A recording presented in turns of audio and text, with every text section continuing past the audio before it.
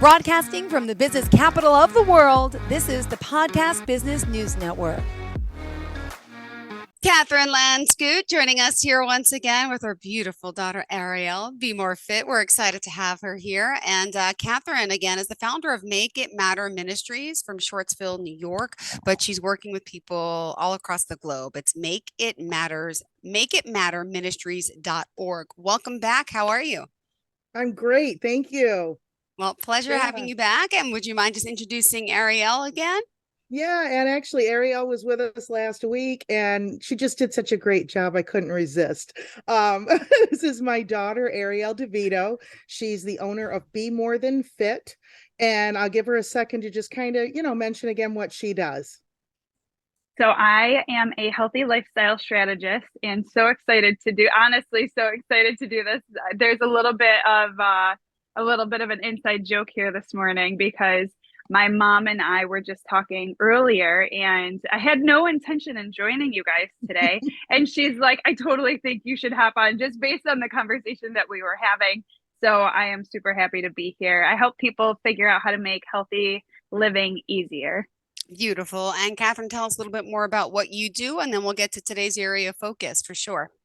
Sure. Yeah, I'm a certified master life coach, and I really specialize in grief and dealing with grief and loss, not necessarily the loss of someone's life, but just loss in general. When we go through transition and we have difficult time moving from one place in our lives to another, I help people manage that and find some real practical tools and practical ways to get through those times and thrive afterwards. And what did you have in mind for us today? What are we going to focus on? Well, my intention, I was going to talk about what coaching really is, because there's it's a fairly new field, and we're all, I'm sure, familiar with what happens with counseling and therapy and things like that can be so very helpful. But as I've worked as a therapist and counselor for many years now, I saw a lot of people struggling with the after I've made my new decision piece. So, and I worked in the prison system for more than 10 years. I've worked with incarcerated individuals for basically nearly 20 and very high risk youth before that as a volunteer worker. And when we're up against a wall, we tend to make really, really good decisions about where we want to go. I'm never going to do this again, or from now on, I'm going to do that. And those intentions are pure. I believe that. But when we like step back out into the real world, it's really tough to face that. And the decision that I thought that I made, I really kind of find out it was just a contemplation. So Ariel and I were talking a little bit this morning, and she was telling me how she's feeling right now in this moment in her life. And it just struck me so just deeply on one of the deepest levels I've ever been hit, because she described to me that the things that she's feeling today are the same kind of things that have kept me from moving forward in my life and doing what I'm doing right now, right here with you. For 40 years, I fought it. And so here I am now, at the other end of the spectrum of she's more towards the beginning of it. I was so struck by her transparency. And I said, you need to come on this show this morning and just share what you shared with me, because I know everybody that's listening is going to be able to relate to this. And I think it's so important that we share who we really are. Just one little more piece of getting this set up here. I worked with a woman that I know over the weekend who I actually ended up taking to our addictions crisis center that's locally here. She was really struggling. And on our way there, she was saying to me, Kathy, you're a little intimidating, and I'm kind of afraid of you because, your life is so together. And you do the things that I think I should do. Wow. And you act the way I want to act or whatever. And I'm thinking, girlfriend, if you only knew the struggles that, that I have been through, that I feel and all that. And, we tend to idolize people and we put them up on a pedestal. And I want people to know I don't care how together we look. we have struggles and hurts and pain and all of that stuff. So that being said, I'm handing it over. Oh yeah, Hot Mess Express, right? So, I've heard said that the people with the biggest calling have the heaviest resistance. And so I was explaining this morning that right now I am in a transition period in my business.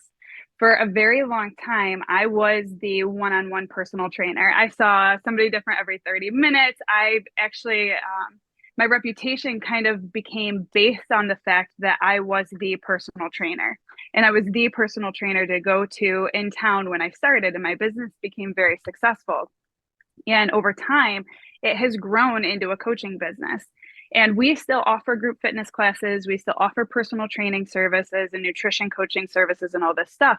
But we are starting to move in a direction now where it's more of building a network of wellness professionals that we can outsource our clients to, because we don't have all of the answers. And Be More Than Fit has always been this idea that regardless of whether or not you have perfect nutrition or a six pack, if your mental health still isn't good, if you're not good at stress management, if you have an unhealthy relationship with food, that's totally different. And so I was explaining to her this morning that my husband had said, "Hey, what do I tell people that you do?"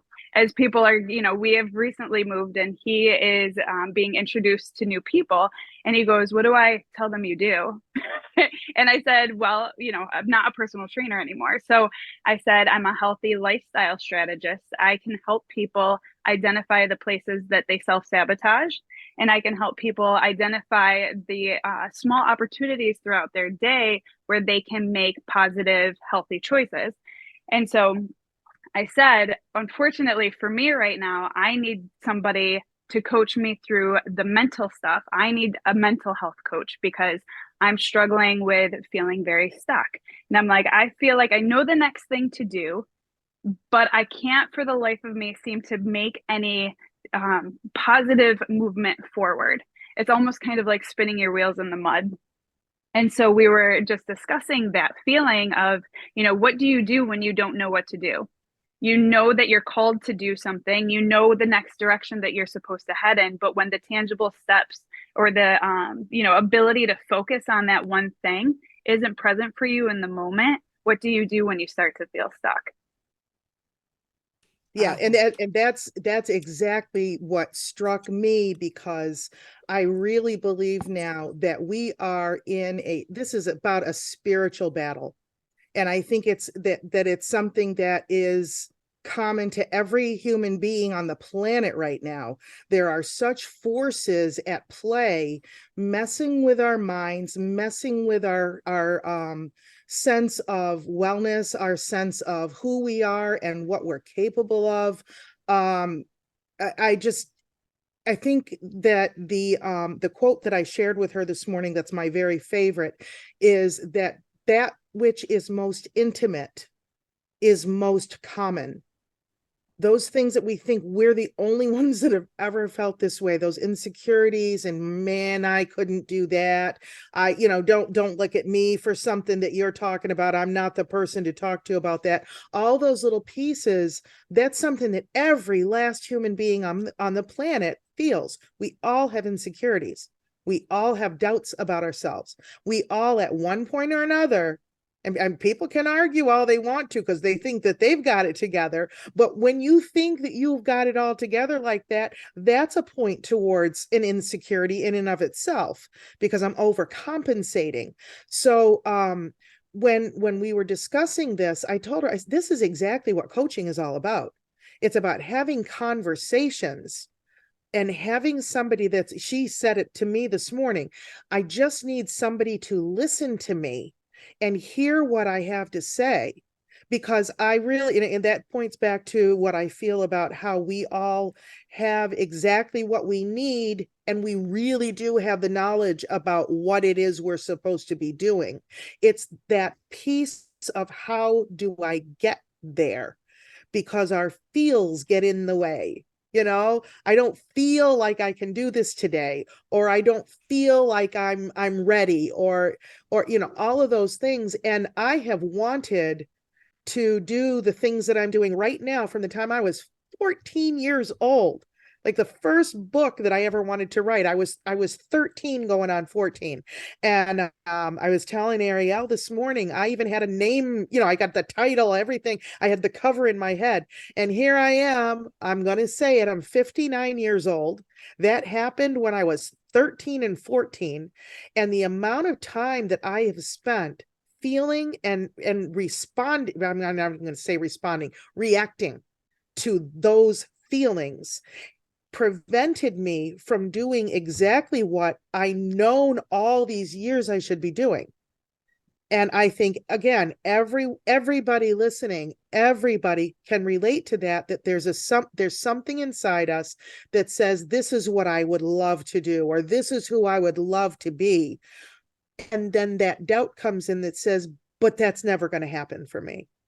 And the people that break through that are the people that we see their names in lights, and we see them on TV, and we read their books, and we know their names or whatever. And somehow we put ourselves down to the point that we don't believe what we are capable of. And that's where coaching is so important. I have needed somebody to tell me, to validate me. We need people to validate us. We want somebody to say, yes, you can do it. But we are filled with a world that says, you're not quite good enough if you don't look this way, if you don't talk this way, if you're not connected to so and so, then you're not good enough. And we listen to those lies all day long.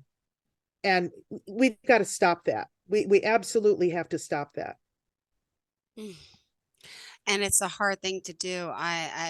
Listening to both your stories, and you always, and I'm sure our listeners are too, going back in their own heads too, about not feeling good enough, not feeling we could do it, and just people being judgmental, thinking that you have and you can. And it's like, they don't really know everybody has their own struggle. This is why I look to COVID, and I'm sorry to go off a tangent, but Oh, no, it's okay. I feel like for the first time, like we've discussed, drug issues in your family, my family as well, my father, my brother, we openly discuss these things. Everyone has problems you don't really know. But then here comes COVID. COVID comes in, and finally, it's something I think everyone was affected by. And the positive to come out of it is that one time in our lives, we were not alone. We were all suffering with the anxiety, the stress, loss of people, loss of job, it was good to feel not alone. Do you know what I'm saying? It's such a bad thing, but at the same time, we're empathizing and on the same page. And so I just try to look for the positive that came out of COVID, but we always have to think kind of something like that, because we can all relate to that. Like, we all have something, and maybe it's not the same, but try to remember everybody is affected by something. I'm sorry to ramble, but yes. No, but I agree with you 100%. Yeah. It's true. We were able to commiserate as a world. Everybody was brought to the same page. It didn't matter who we were, where we came from, what color, what creed, what culture. It didn't matter. We were all affected by it. And we were, for one moment in time, able to recognize that we were all on the same page. And that's unprecedented in history. The fact that we have, the media coverage and the technology that allows us to connect the way that we do. I think that's one very positive thing that came out of it. We all had a chance to contemplate our lives, contemplate who we are and what we want to be. And one of the reasons that I have been able to step forward at this point now is because I utilized that time to gain certifications and start really moving forward to do what I've put off for so long because of those feelings, Ariel hit it. Well, just even talking about that and about having that time where you were able to learn more and become certified in something. So that's something that has been kind of recurring in my life as I try to navigate this transition for us, is that, really I'm feeling that call and that pull to, what's the word I want? Develop the skills that I already have. So a lot of times we look for something new, we look for the next thing. And whether that, everybody's got their own vice, right? Whether it's shopping, drinking, gambling, whatever you want to put, just use that as a band-aid essentially to cover up what's actually going on in your life. And it feels good temporarily. But the reality is we don't need anything new, right? We don't need like the next thing. I think really it's sitting in acceptance of who you are and the skills that you already have, and then challenging yourself to develop those skills. So when we stop learning and when we stop being open to being a beginner at something, it really puts our feet in concrete and we get stuck because what we're supposed to, and I don't even want to say supposed to, but what the opportunity is in front of us is that if we are accepting of who we are, who we've been made to be, and our callings, our skills, the things that we already have within us, if we aren't developing those and asking for help, asking for a coach, asking for a therapist, we are not going to gain more ground doing it alone. Yeah. And this morning when we started talking, she had no intention whatsoever of being any part of this at all. And again, it struck me at a deep level. And I thought, you know what? We don't talk about things when we're hurting, when we're in that moment that we're struggling with ourselves. That's when we tend to retreat and isolate. And honestly, I'm trying to remember exactly what the question was. She asked me, how do you find something good in the middle of those moments, basically, right? And the fact is that I think that we are called as human beings to be there for one another. I'm not on this planet to satisfy my own little wants. There's more purpose to it than that. In writing the book that we've just finished up, that's just being released. As a matter of fact, all of our cohorts are in New York City and Manhattan right now because the book's being featured up on the Jumbotron and all that. And here we are at home doing our thing. It's a little bit tough for me. She was okay with it, but the fact is that we did that because we need to share our lives together. We need to encourage other people. When we're looking at kind of that poor me piece that we all feel so often, we neglect to utilize the ability that we have in the moment of my pain to be vulnerable and transparent with other people in those times. It's easy to talk to somebody when I'm excited about something. I'm excited about my book. I'm excited that we did this together. But when I'm sitting there feeling like, oh my God, I can't do this today. I don't have this in me. I don't feel like going anywhere. I don't feel like talking to anybody. Those are the times that we pull back, and those may very well be the times that I need to be the most transparent and the most vulnerable, because that's when people can see who I really am. That, people who, no matter what status we get to or how people view us, getting back to my friend saying, you're so intimidating sometimes. I know Ariel has had that happen before, that people will say, oh my God, she's so intimidating because she's got it all together. And she's like, what are you talking about? Because that's not who we are. What it is we have found ways to navigate through those difficult times with tools and with connections. I'm going to say that's the biggest thing, connections. I mean, for me, my higher power, as we politically correctly call it, my higher power is the most important piece for me. And if I don't have that in order, the rest of the pieces don't fall into place. So if I can't talk to you about how it feels to go through difficult times, I'm giving you even more chance to put me in a place that I'm not really in. Yeah. If I can be vulnerable with you when I'm hurting, you see more of the real human being there. And hopefully that gives more credibility, I might say, to the fact that the things that we talk about and the things that we are working to help people understand, we know them because we've experienced them. This isn't just, some superpower. All of a sudden somebody sprinkled fairy dust on me and I was able to overcome this. This is hard work. And it's it's something that if I don't keep going, I'm going to lose it. And Ariel said another thing too about, I'm in a moment right now where I just want to pacify my feelings. And I'll ask right now, what does pacifying our feelings really do for us or anybody else? You've thought about it a little bit, I'm sure, at this point, Ariel. Like when I'm asking a real question. What happens when we sit back and pacify our feelings? Well, again, it's a Band-Aid. It really is. And so, what it does for me, at least, is it allows me to call myself to the carpet on my motivations, right? So it's like, if I find value and if I find validation, if I find worth in something specific, those are the things that I'm allowing to define me. And that's not necessarily, at the end of the day, the best things I could be defined by, right? So if you put it in terms of like, if your value is based on your level of success, when you're not having success, you're going to look for something to pacify you. And it's a Band-Aid for the fact that you've got to do some soul searching and realize that your value is not based on your success, right? Yeah, and so yeah. so that's it. The pacification is really like, it's fleeting, it's temporary. And I think it's so easy, especially, I have teenage boys, so it's so easy to see them pacify themselves with their phones.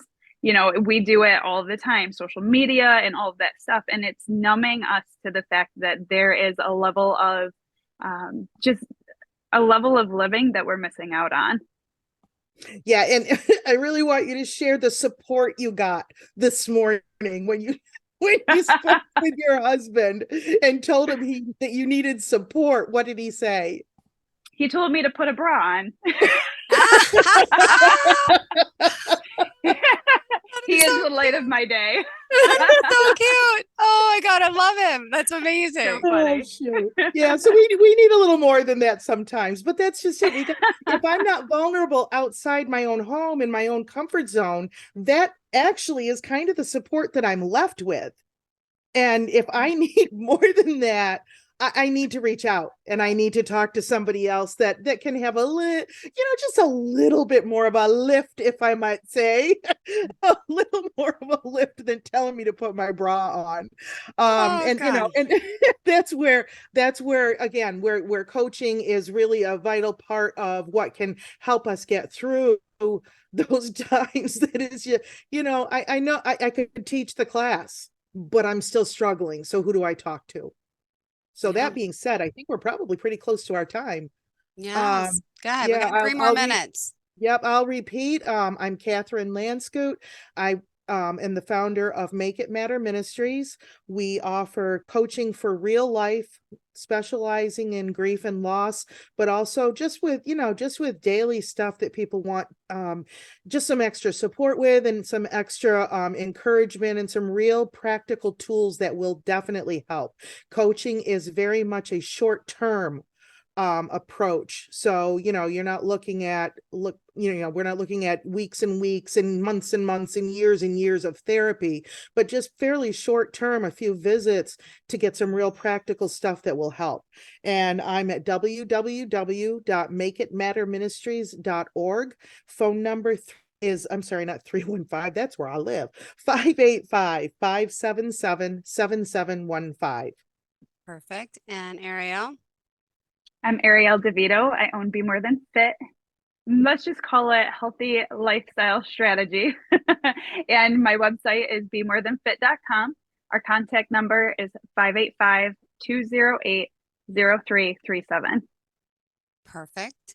And in closing today, how do you want to leave off? Someone's out there listening and you can help them, Catherine. What would you say if they're struggling with A, B, C, D? Who could call you? If you know what the issue is and you've been struggling with it, reach out. I offer free consultations. I want to talk to people about where they're at, make sure that they're comfortable with speaking with me, that it looks like we can work together. I want to make sure about that for you as well. If I identify that maybe you could use some help at a different level, I will definitely be referring people, to a higher level of help. But if you just are ready to move forward in some areas of your life, reach out. It's a phone call. It's a moment to take action. And I really believe the time is now. Beautiful. Thank you so much, guys. Pleasure having you both back here. Always pleasure to see you. And are we back again next week?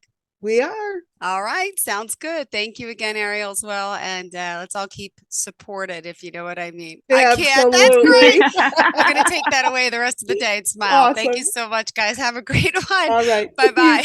Bye-bye.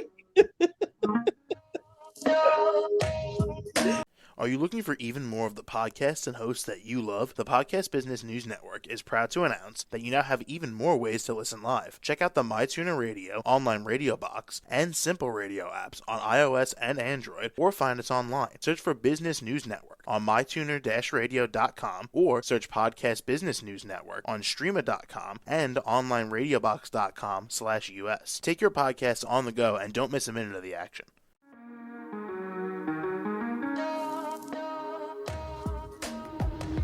Broadcasting from the business capital of the world, this is the Podcast Business News Network. For nearly 2,000 severely injured veterans, everyday life has become filled with barriers. Day-to-day simple tasks can become pretty daunting. I have to carry my chair up 2 flights of steps or have somebody do it for me. What scares me the most is just the falling. When I'm struggling with my house, I think, to have that one great barrier just knocked down, it's crucial. Home for Our Troops is a wonderful nonprofit that builds a mortgage-free, fully adaptive, handicap-accessible house. And there's no catch. It'll be our very first home that we've ever owned. This is a game changer. This is where your life begins again. We need you to join us in completing this important mission. Please visit hfotusa.org and help build homes and rebuild lives. Because of you, everything's going to be okay.